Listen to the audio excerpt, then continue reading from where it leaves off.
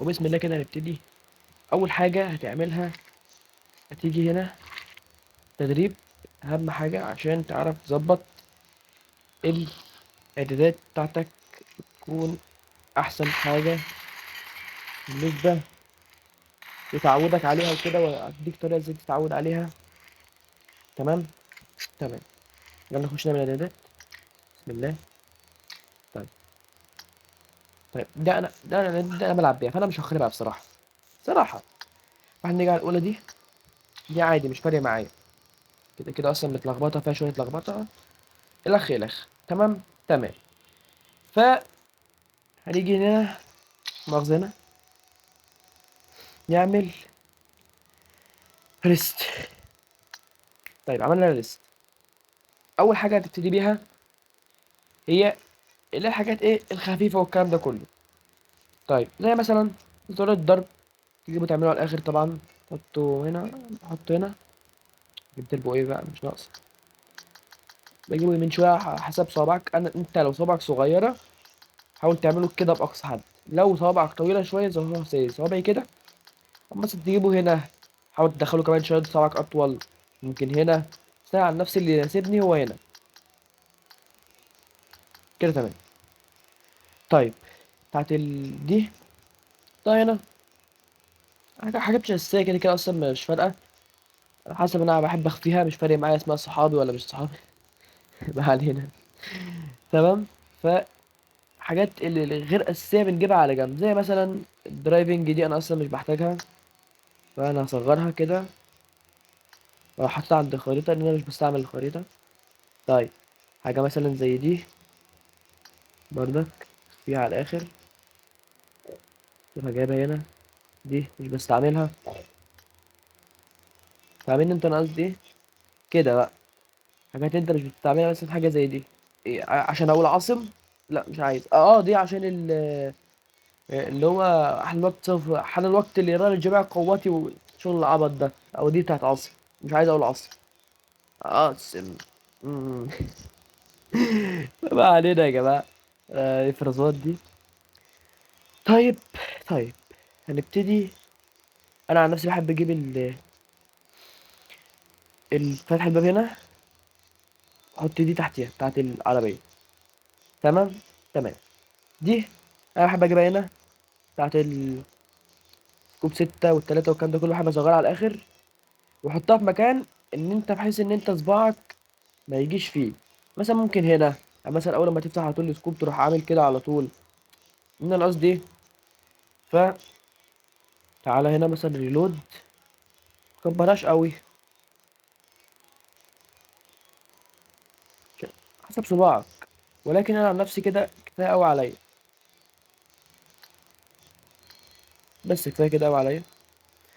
طيب دي اكيد تقفلها، لان لو انت صباعين بقى والكلام ده كله، وانت ودي تلات اربع صوابع، فمالكش دعوه لو انت صباعين. ما علينا. هنجيب الكراوتش. بسم الله ابتدينا اهوت في الجد، ركز كويس. بنجيب الكراوتش هنا، ودي هاتها كده على جنب، وكل الكلام ده كله ده هاته كده على جنب. بس الافضل انك تجيب الحاجات دي على جنب قبل ما ايه تبتدي تعمل اي حاجه، عشان ما تعملكش اعاقه. فاهمين انا قصدي ايه؟ طيب كل حاجه كده هنا جنب بعض. طيب ابتدينا بالكراوتش. ممكن تصغره شويه، ممكن ايه تكبره شويه، بس انا عن نفسي هو كده تمام. 190. بس كده. ونصيحه، كل ما تعمل حاجه دوس حفظ او سيب. ليه؟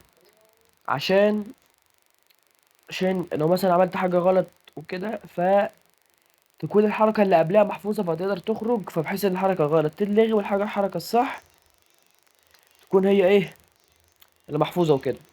تمام. فاحنا نجيب دي هنا، او ممكن تصغر البرون شوية لو انت مش بتحتاج البرون. بس انا عن نفسي لا، انا اكتر اللعب ببرون، فلا طبعا. 214 لا كتير قوي. 188 حلو. وحاول انك ما تقربش قوي من الشاشة. ليه؟ عشان ممكن وانت بتدوس تروح عامل كده كده. فاهمين قصدي إيه؟ فبلاش كده. حلو قوي. بس كده المثلث بتاعنا الجميل. نخش بقى في الجد بقى بجد. البيكات وتحطها فين؟ حطها هنا. حط البيكات هنا، تكبرها على الاخر،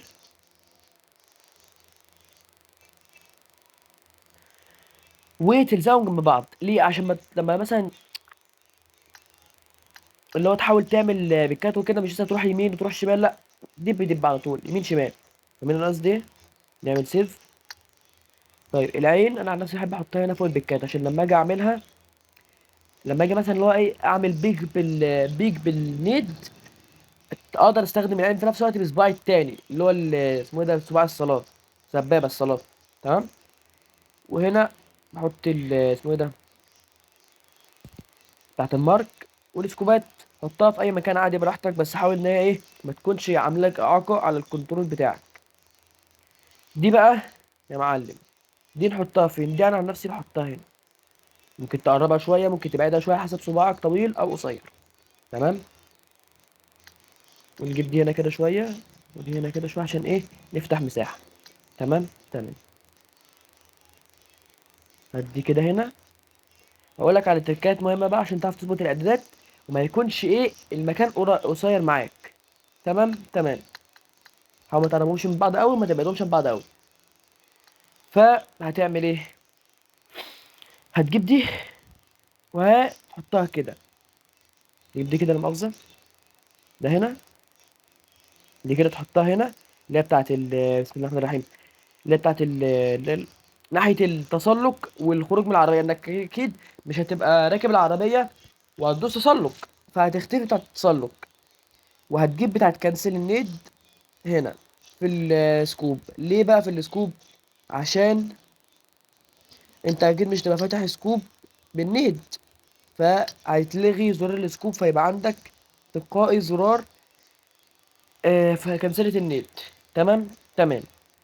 كده احنا ظبطنا يعتبر كل حاجة، ناقص حاجات بسيطة بس.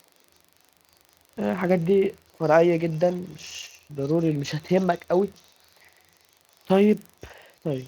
انا عن نفسي بحب اجيب السلاح هنا، وبحب اجيب دي هنا بتاعت السنجل والاوتو دي، بحب اجيبها بعيد عن السلاح.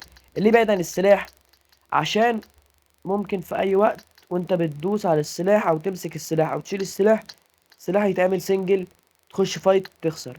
طب ليه؟ نريح دماغنا ونعدلها احسن. ولا انت شايف يا معلم؟ تمام. الحاجات الفرعيه دي مش مهمه قوي. ده عشان ما ياخدش معاك مساحه، وانت كده اصلا مش محتاجه، مش فاهم انا اصلا ده بتاع ايه. ده بتاع ده بتاع الناس اللي معاها اسلحه فيها كل مسج والكلام ده كله. ثانيه، مؤاخذه يا جماعه بس عندي برد. طيب كده خلاص خلصنا. هات الاف بي هنا. انا عن نفسي احب احط الاف بي هنا، دي بقى عشان سكوب، وتحتها على طول الاف بي. انا عن نفسي في حته اللوت والكلام ده كله مش بحب اكبرها قوي. هتقول لي لا، اقول لك عشان بتعمل يعني، بص انا دلوقتي مثلا فايت حد قدامي وكده، بص هتبقى عامله لي اعاقه في الشاشه، مش هبقى عارف اشوف لو هي كبيره. لكن كده تمام. ممكن تجيبها هنا، ممكن تبقى براحتك. تمام. حسب المكان اللي انت مستريح فيه. حاجات فرعيه الكلام ده كله، فتح الباراشوت والكلام ده كله، حاجات مالهاش لازمه. طيب جينا للازمه بقى. الازمه، ازمه لاعبين ببجي موبايل كلها بلا استثناء، بلا استثناء، اللي هو زرار الحركه. زرار الحركه اعمله ايه؟ بص هو ده مش شرح. زرار الحركه محتاج شرح لوحده. تمام تمام. فانا مش عارف الصراحه، ولكن حطه. يعني بص، هجيب لك حاجه يعني من الشرح اللي عامله لكم باذن الله الفيديو الجاي. باذن الله الفيديو الجاي استنوا شرح اقوى، آه، اقوى زرار حركه في العالم. تمام تمام. ولو انت مثلا، ملحوظه، لو انت مش حابب بتاعت السلاح تكون صغيره كده، ممكن تكبرها مثلا، بس ما تزودهاش عن 120. ممكن 119 110، بس ما تكبرهاش عن 120.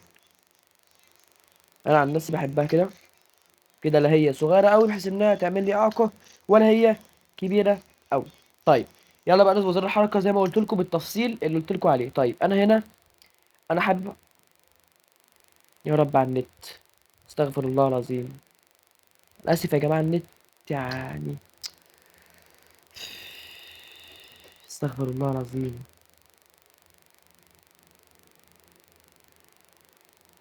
استغفر الله العظيم، مؤاخذة يا جدعان، اسف يا جدعان. طيب انا دلوقتي هعمل ايه؟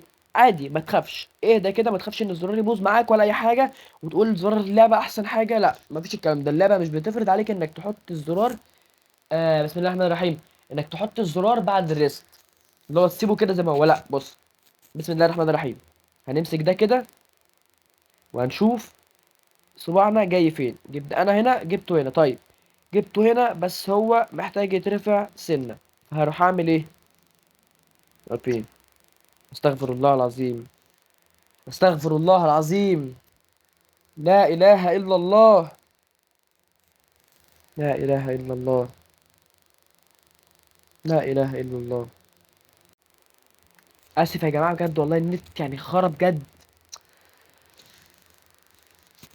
ما علينا، نشوف بس زر الحركه زي ما بقول لكم، انا حابب ان انا احط صباعي هنا كده، انا مستريح في الحته دي، انا مثلا ماسك اللي هو الموبايل اهوت، مثلا هلعب، تمام، هضرب اعمل دوج اعمل كراوتش، انا حابب ان صباعي يكون هنا، هنا كده بالملي.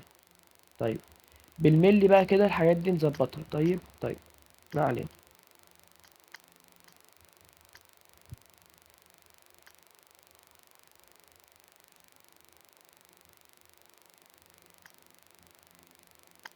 طيب بص بقى يا معلم، دخلنا على التقيل،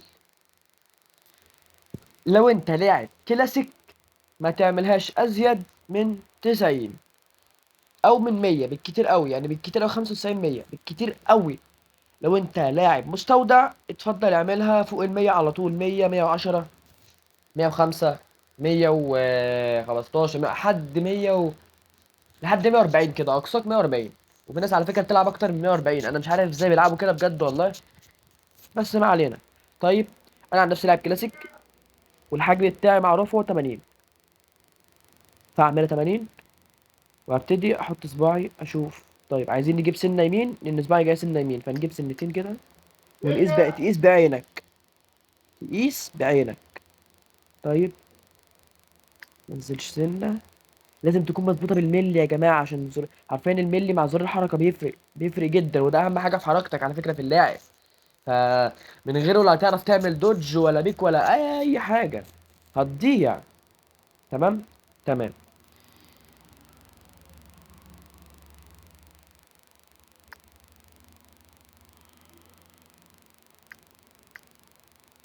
طيب انا كده،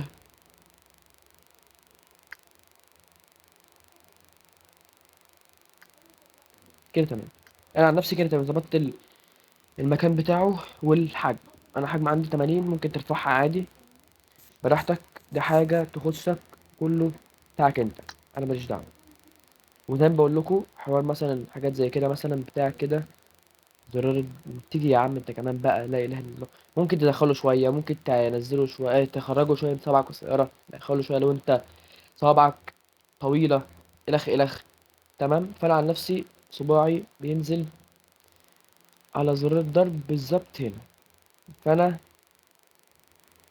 نعمل حفظ بس كده. ونصيحه، لو انت اول مره تعمل اعدادات ما تخفيهاش، اخفيها سنه، سنه بسيطه، تمام، تعالى كده.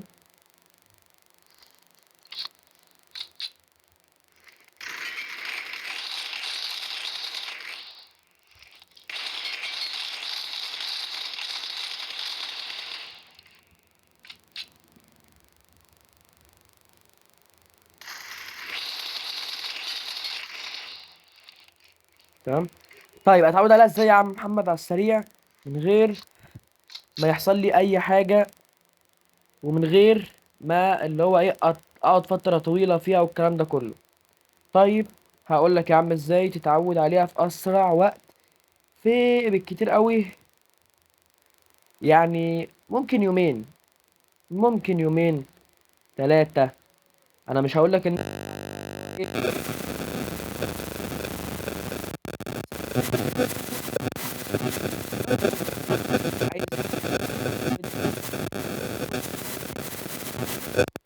تمام. تمام. هتلعب كتير فين بقى؟ في التدريب وفي المستودع، في ايوه في المستودع، المؤاخذة. خرف ولا ايه هنا؟ تلعب في التريننج وفي المستودع. بس انت لو لسه يعني لسه حرفيا ما تعرفش اي حاجه الف ب والكلام ده كله، فهتدخل التدريب تفضل تعمل كده، تعمل بقى كده كده بتاع كده كده كده كده، مش عارف ايه. اكيد ما تعملش زي طبعا، طبعا اكيد مش هتعمل زي انا، دي اعداداتي يعتبر فمتعود عليها. ولكن على الهادي يعني، مثلا يا عم احاول اهوت اجيبها لك اهو، تعمل كده، تعمل كده، تغلط اللي نفسك ما تدوسش على زر الضرب اصلا، تعمل كده بتاع كده كده، مش عارف ايه كده، جامب كده بتاع اعمل بقى الإصابات بتاع المستودع بقى كده، وتاخد عليك وتاخد دوج بقى بتاع الكلام ده كله، او فاهمني قصدي ايه كده بتاع. تمام. والافضل انك تشغل في التريننج اسمه ايه ده، حاجه كده تتفرج عليها، تسمعها، انا مؤاخذه اسف، حاجه تسمعها. ليه حاجه تسمعها؟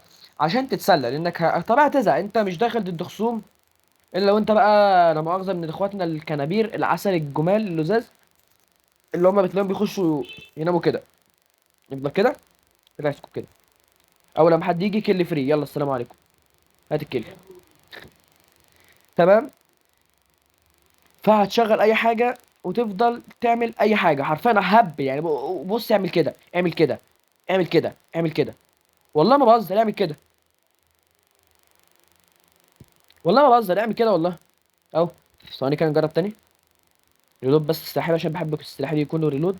اهو بس كده، حرفيا كده، والله ما بهزر اهو. البتاع بتاعت الخرا دي.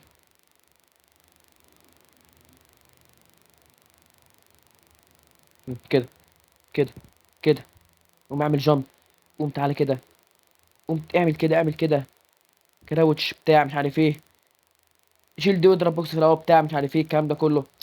فاهم اللي هو ايه؟ انت حاول انك يكون عندك اللي هو ايه، انت مثلا حاول انك يكون عندك حفظ لل اسمه ايه ده في اسرع وقت، انك تفضل تعمل والكلام ده كله. ليه؟ لان ده بيعودك ان مثلا الكراوتش هنا، البرون هنا، الجامب هنا، لما انت تقعد مثلا كل ما تدوس على اسمه ايه ده بتاع ده، تروح دايس هنا بتاع، انت تروح دايس هنا، بس انت بتفكر بقى في اولها، في اولها انت بتفكر، انت مش حافظ. تمام. ف هتلاقي نفسك بعد كده اللي هو على طول عايز اعمل برول، فجت في دماغك مثلا اعمل هنا فكره جامب، او على طول اروح دايس، اروح خارج من الشباك، اروح اعمل دوج اهو، اروح اعمل كراوتش، اسمه ايه ده الكراوتش هنا، على طول من غير ما تفكر الكراوتش فين، هتلاقي نفسك على طول الذاكره العضليه حفظت الكراوتش فين والبرون فين والجامب فين والبيك فين ومش عارف ايه والكلام ده كله. فاهمين انا قصدي ايه؟